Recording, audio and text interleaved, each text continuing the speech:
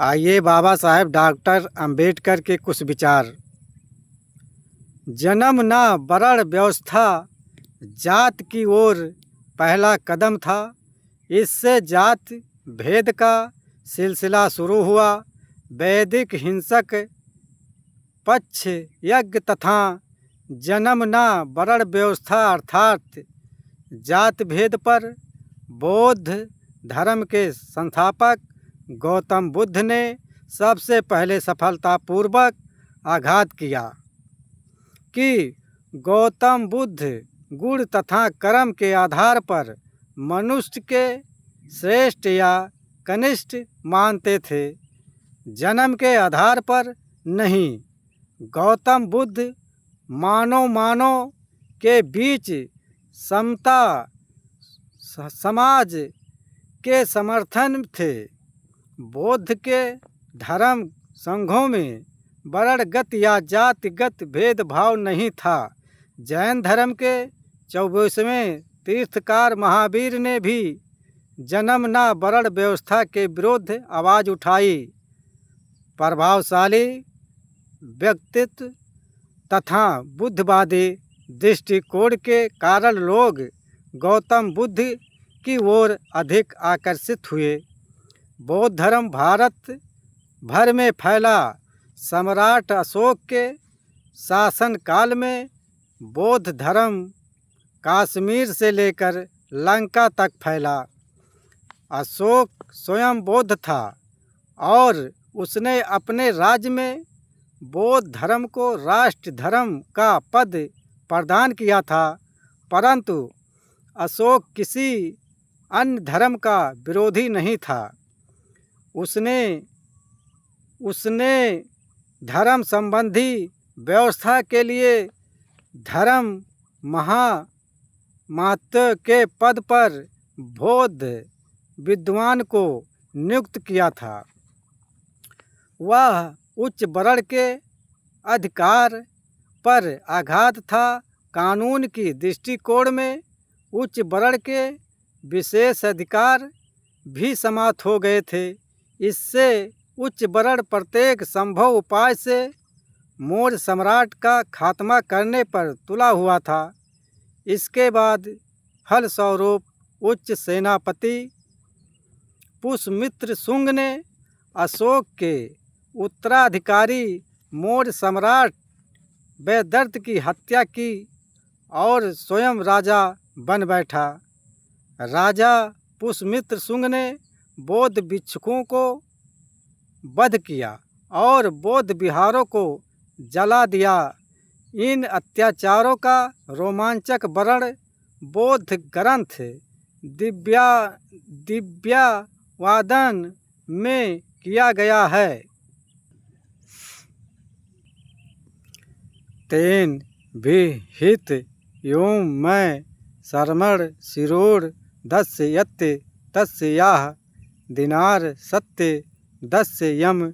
अर्थात उसने राजा पुष्यमित्र शुंग ने घोषणा की कि जो मुझे एक बौद्ध का सिर काटा हुआ देगा मैं उसे 100 दिनार दूंगा। माधव विद्यार्षकृत शंकर दिग्विजय में लिखा है कि कुम्हरिल भट्ट के शिष्य राज सुधन्धु ने वेद का खंडन करने वालों के अर्थात बौद्धों के वध की आज्ञा जारी की। जो बौद्ध धर्म भारत में स्थापित हुआ और पड़ोस के नेपाल, तिब्बत, लंदन, चीन, जापान में फैला, उसका भारत में विनाश क्यों हुआ? इसके कई कारणों में से एक यह भी है जिनका उल्लेख दिव्य दान तथा शंकर दिग्विजय में किया गया है कि बौद्ध धर्म ने उच्च धर्मों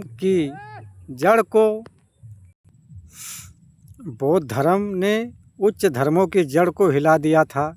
उसके फिर से मजबूत बनाने का काम उच्च वर्ण ने शुरू किया और ऐसा करते हुए उसने पहले से भी अधिक संकुचित दृष्टिकोण अपनाया।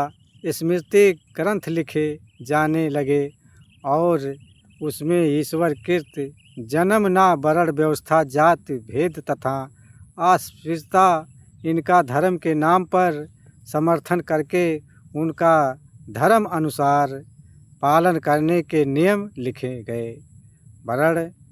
वर्णांतर की प्रथा बंद कर दी गई। वैदिक काल उत्तरा में ही जात भेद की प्रथा प्रचलित हो गई थी, परंतु वह तरल अवस्था में थी। अब उसको आचार विचार की शुद्धता के नाम पर मजबूत किया गया। जवाहरलाल नेहरू दी डिस्कवरी ऑफ इंडिया में लिखते हैं, आचार विचार संबंधी शुद्धता का बुरा परिणाम यह हुआ कि अलग अलग रहने की प्रवृत्ति और हुआ।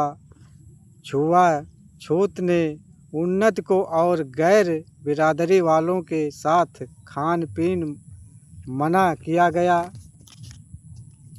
यह बात इतनी बढ़ गई कि दुनिया भर में ऐसी मिसाल और कहीं नहीं मिलती।